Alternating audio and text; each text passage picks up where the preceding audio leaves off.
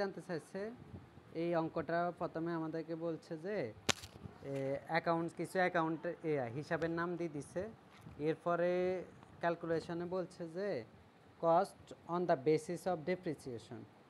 আচ্ছা, ডেপ্রিসিয়েশন ব্যয় বাইর করতে বলছে, ডেপ্রিসিয়েশনের উপর ভিত্তি করে। আর রিকোয়ারমেন্ট টুতে বাইর করতে বলছে যে নিট ক্যাশ আউটলে। কেমন?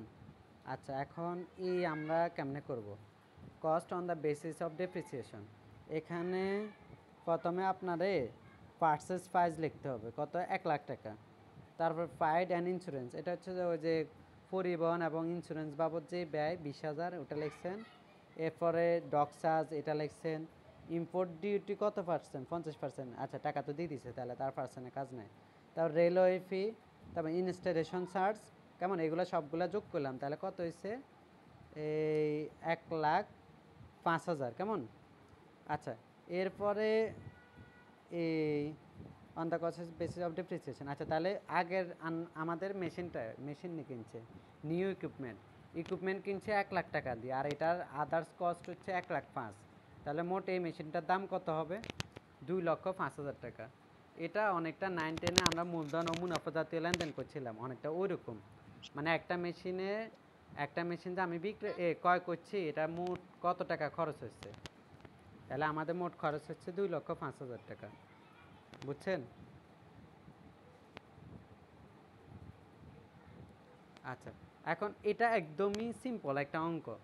আপনার মেশিন কিনছেন 1,00,000, মেশিনের এই যে পরিবহন শুল্ক, তারপরে বিভিন্ন ধরনের পরিবহন, ইনস্টলেশন সবগুলো যোগ করছি আর কি। একদম সহজ কথা বলা যায়, অর্জন মূল্য বাইর করছি। মানে একদম ক্রয় থেকে শুরু করে চালু করা পর্যন্ত সব খরচ যোগ করছি আর কি।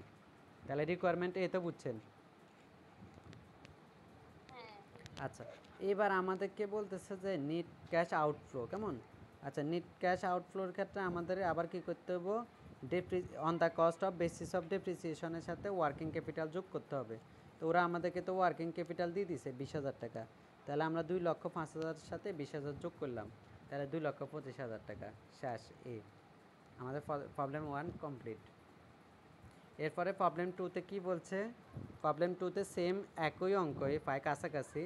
পারচেজ প্রাইস দিছে, মানে ক্রয় মূল্য, ইনস্টলেশন চার্জ দিছে, কিছু ইম্পোর্ট ডিউটি দিছে, তারপর হচ্ছে মানে হচ্ছে পরিবহন খরচ দিছে, ডক চার্জ দিছে, ওয়ার্কিং ক্যাপিটাল দিছে, সেলভেজ ভ্যালু হচ্ছে ভগ্নাবশেষ মূল্য, যেটা অবশ্যই বাইর করার সময় আমরা বিয়োগ করি।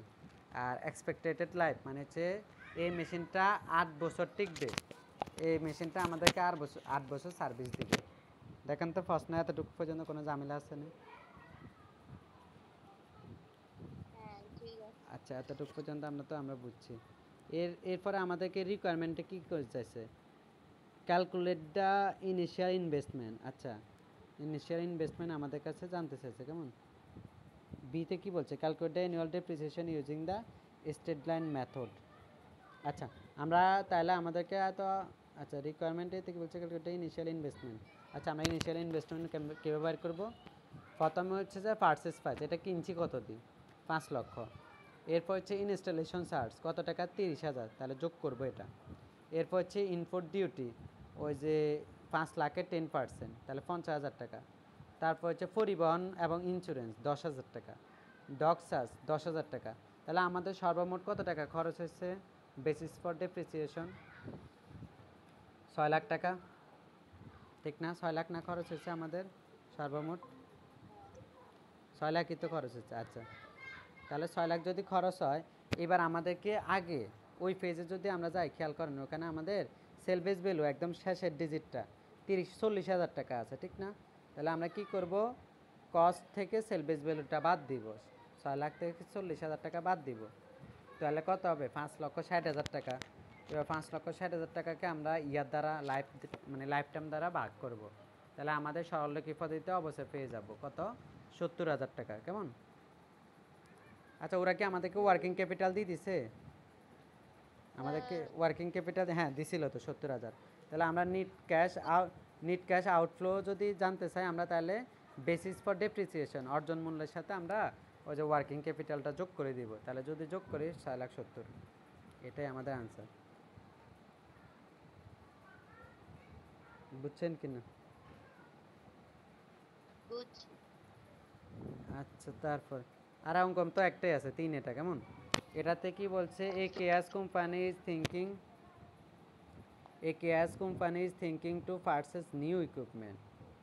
Relevant cost data of the machine are purchase price দিছে পাইড আচ্ছা পরিবহন এবং ইন্স্যুরেন্স দিছে ডক চার্জ দিছে ইম্পোর্ট ডিউটি দিছে রেলওয়ে ফি দিছে ওয়ার্কিং ক্যাপিটাল দিছে on what amount depreciate will be charge আচ্ছা আচ্ছা ডেপ্রিসিয়েশন আচ্ছা তারপরে বিতে গেছে নেট ক্যাশ আউটলে আচ্ছা রিকোয়ারমেন্ট ফর 1 অ্যান্ড 2 আচ্ছা 1 এবং 2 এর জন্য একসাথে করে ফেলছে এটা আরেকটা ফেজ আছে দিছেন আপনি প্রবলেম থ্রি মনে আরেকটা ফেজ আছে উত্তরের এটাতেই শেষ করে ফেলছে আচ্ছা এটাতে শেষ করে করলে তাহলে কস্ট অফ দ্য ইকুইপমেন্ট দিছে 3 লাখ আর এটার অন্যান্য যে খরচগুলো আছে এই যে পরিবহন dock charge duty import duty railway fee সবগুলো কত যোগ করছে 1,50,000 তাহলে মোট অর্জন মূল্য কত হলো 4,50,000 টাকা আর ওয়ার্কিং ক্যাপিটাল এটাই আমাদের মনে হয় রিকোয়ারমেন্ট এ মানে what amount depreciate would be charge মানে ডেপ্রিসিয়েশন কত টাকার উপর অবশ্যই দিতে হবে তো আমাদের অর্জন মূল্য জানতে চাচ্ছে আর কি তাহলে 4,50,000 হচ্ছে অর্জন মূল্য আর এটার সাথে ওয়ার্কিং ক্যাপিটাল যোগ করলে তো নেট ক্যাশ আউটফ্লো পাই যাবো তাহলে 4,50,000 সাথে আমরা ওয়ার্কিং ক্যাপিটাল কত 50 ওয়ার্কিং ক্যাপিটাল কত হয়েছে 25,000 25,000 যোগ করলে আমাদের নেট ক্যাশ আউটলে বা আউটফ্লো পাই যাবে কত 4,75,000 টাকা বুঝছেন এটাই তো শেষ তো তাহলে অধ্যায়